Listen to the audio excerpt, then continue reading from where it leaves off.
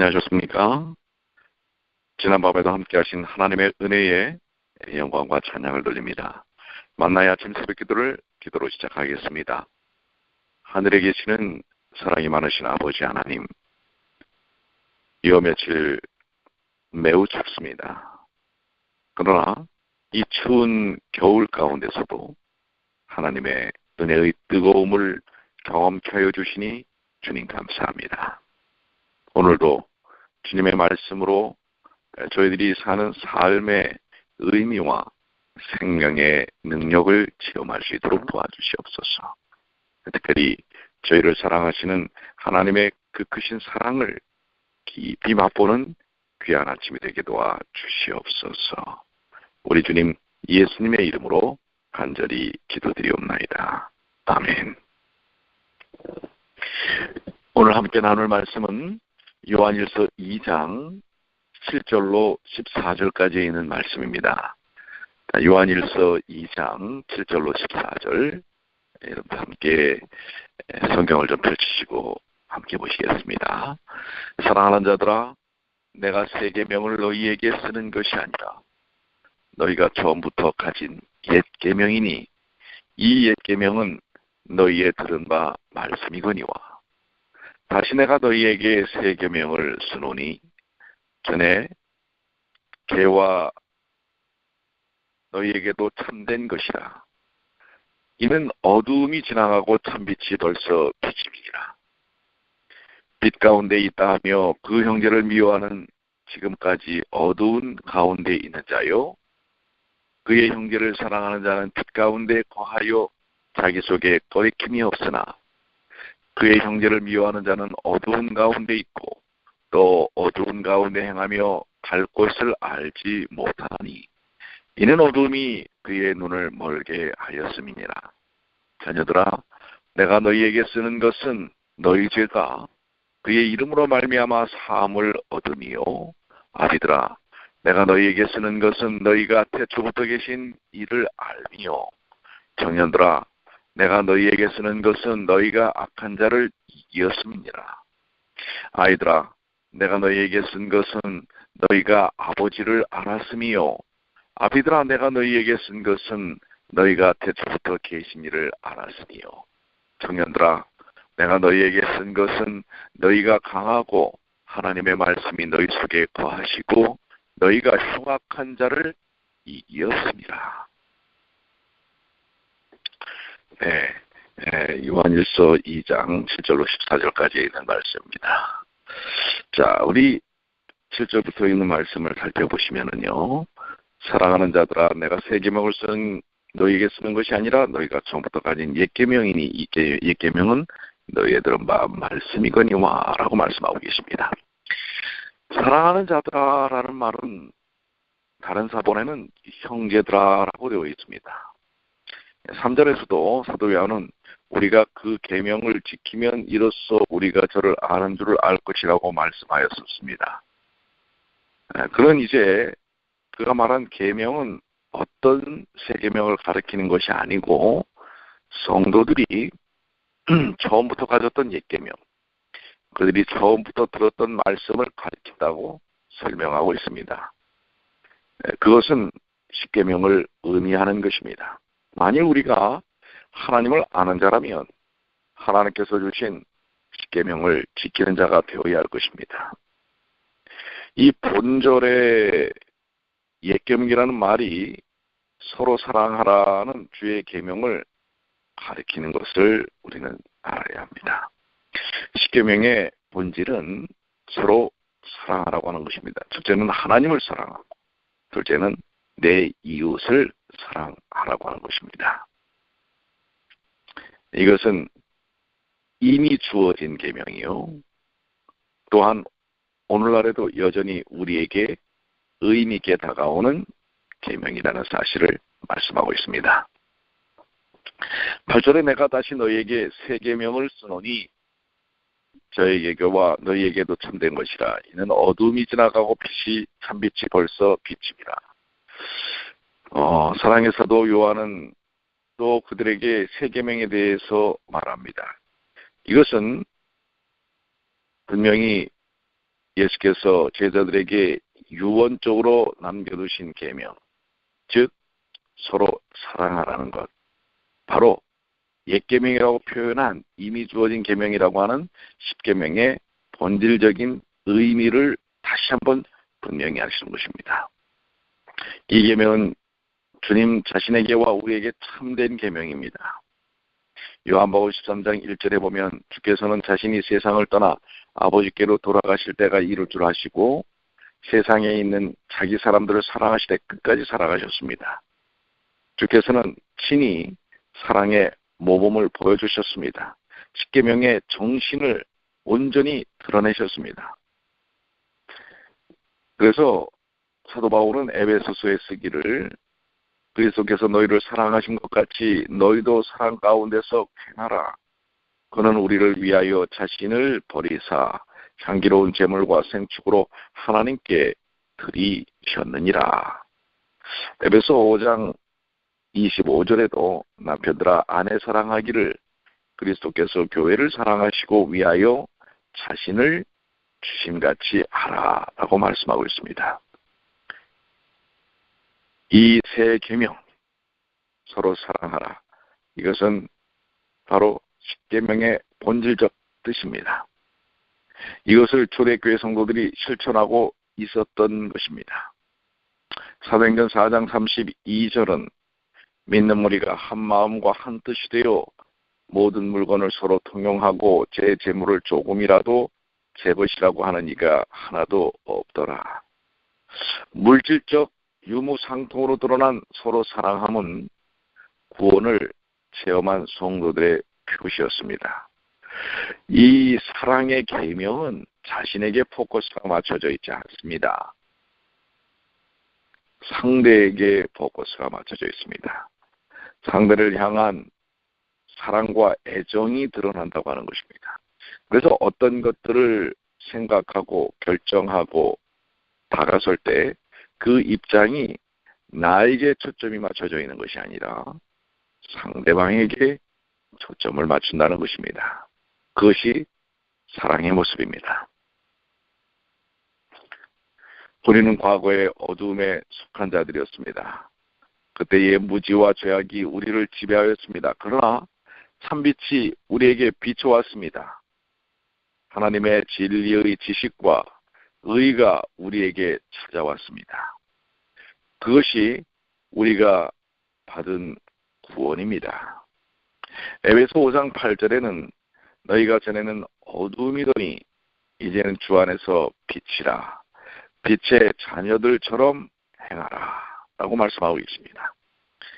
골로새서 1장 13절에는 그가 우리를 흑암의 번세에서 건져내사 그의 사랑의 아들의 나라로 옮기셨으니 이렇게 구원받은 증거가 바로 서로 사랑하는 것이었다 라는 것입니다. 그러므로 이 세 계명은 우리 진실한 성도들에게 삶을 통하여 온전히 드러나야 할 부분입니다.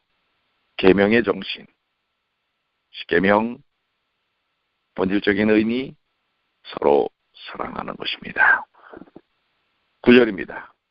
빛 가운데 있다 하며 그 형제를 미워하는 자는 지금까지 어두운 가운데 있는 자요.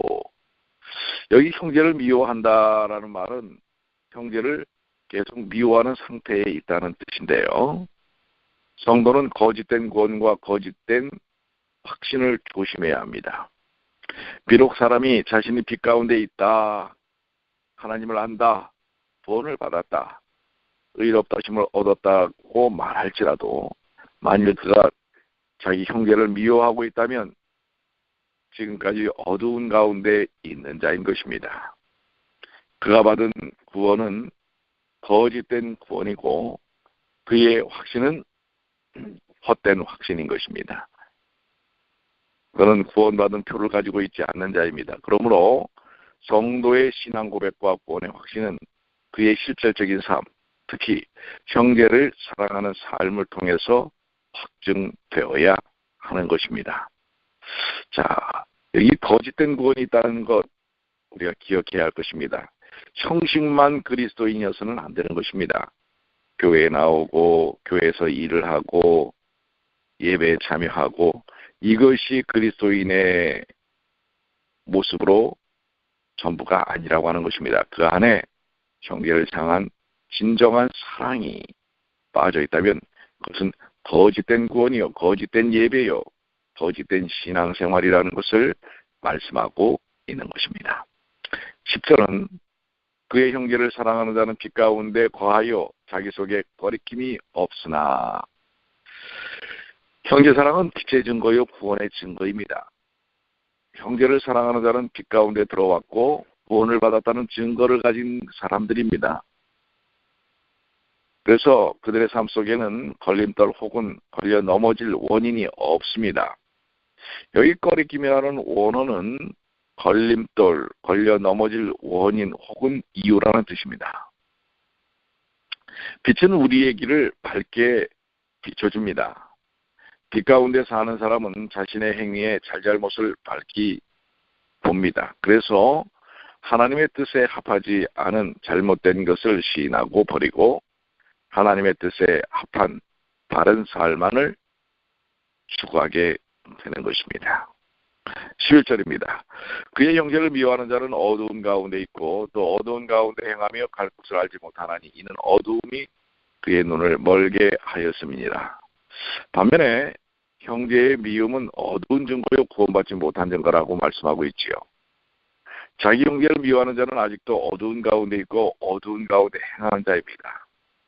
사람이 어두운 길을 갈 때 그 길에 위험한 물건이 놓여 있는지 어떤지 잘 모르는 것과 같이 어두운 가운데 행하는 자들은 자신이 어디로 가는지 알지 못합니다. 여기 갈 곳이라는 말의 뜻은 자신이 어디로 가는지라는 뜻입니다. 즉 자신이 어디로 가는지를 알지 못하는 까닭은 어두움이 그의 눈을 멀게 하였기 때문입니다. 그런데 본인들은 그것이 밝은 길 가운데, 밝음 가운데 있다고 착각을 하는 것입니다. 사실 앞을 못 보는 어두움에 깊이 젖어 있다는 것을 깨달아야 하는 것이지요. 어두움 가운데, 즉 무지와 죄악들 가운데 사는 자들이 갈 곳은 오직 한 곳, 그렇지요. 사망의 길밖에 없는 것입니다. 우리는 그 길이 사망의 길이라는 것을 분명하게 깨달으면 그 길을 돌이켰을 것입니다. 그러나 어두움 가운데 있는 이들은 눈이 멀었기 때문에 그가 어느 방향으로 가는지를 알지 못하고 계속해서 그곳으로 향하고 마는 것입니다.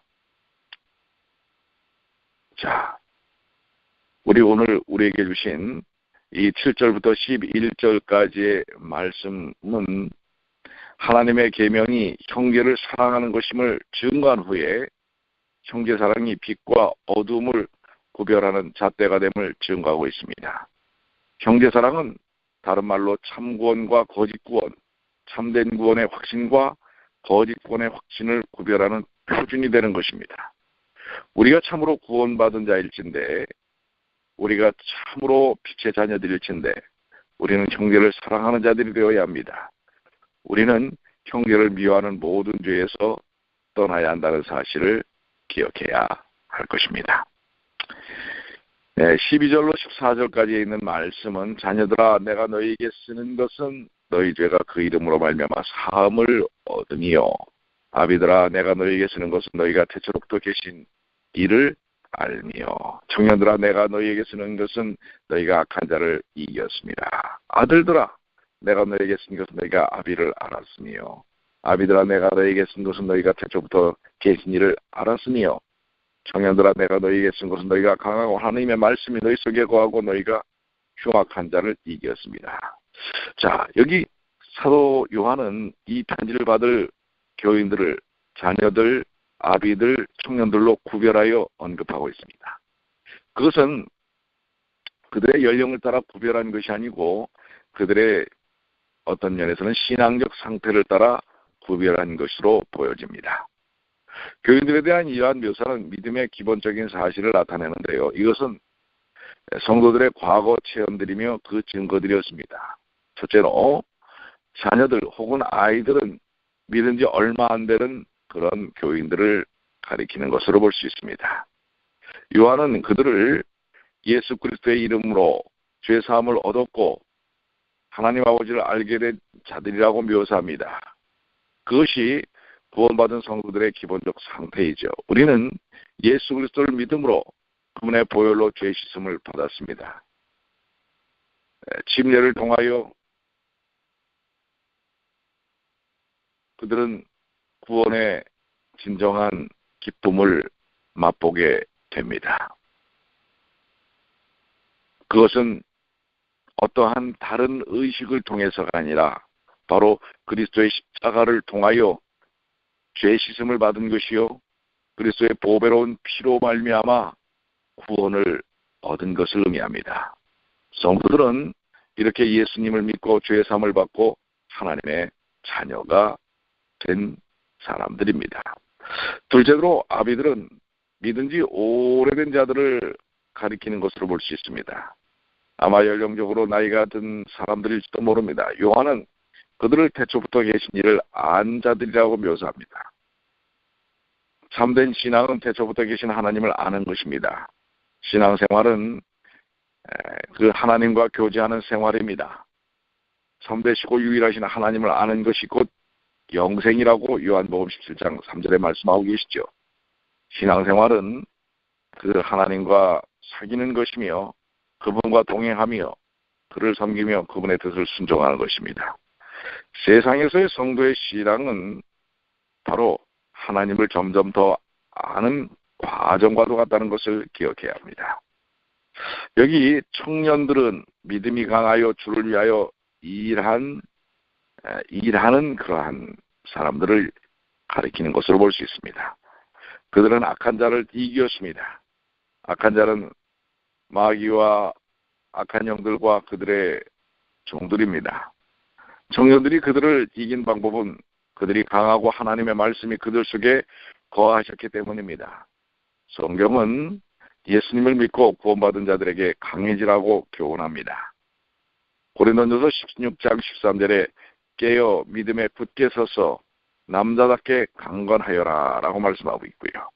에베소서 6장 10절 11절에는 정말로 너희가 주 안에서와 그 힘의 능력으로 강건하여지고 마귀의 괴계를 능히 대적하기 위하여 하나님의 전신갑주를 입으라 라고 말씀하고 있습니다. 하나님의 말씀은 악한 자들을 이길 수 있는 참다운 무기입니다. 하나님의 말씀은 성령의 검입니다. 우리는 올 한 해 하나님의 말씀으로 모든 죄악들을 이겨야 할 것입니다. 오늘 이 순간에도 말씀의 능력에 의지하십시오. 하나님께서 여러분을 지키시고 인도하실 것입니다.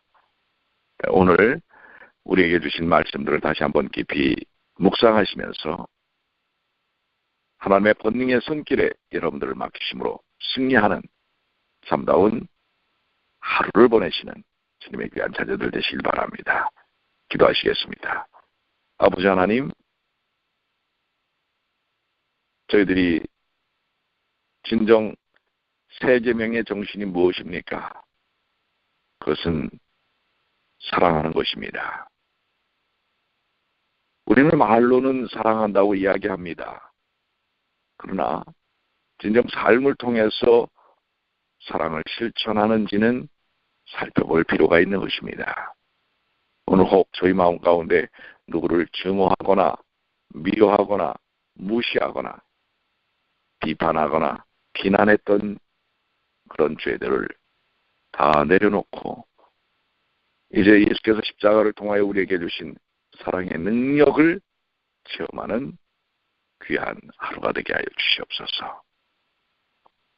말씀의 능력으로 성령에 사로잡히는 일을 통해 오늘도 승리하는 하루가 되게 하여 주시고 육신적 공고함 가운데서 능히 하나님의 손길을 의지함으로 벗어나는 치유와 회복의 하루가 되게 하여 주시옵소서.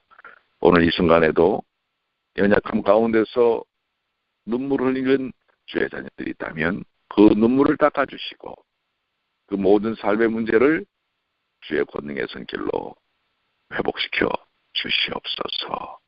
주님께 저희 자신을 맡깁니다. 주님 인도해 주시옵소서. 날씨가 매우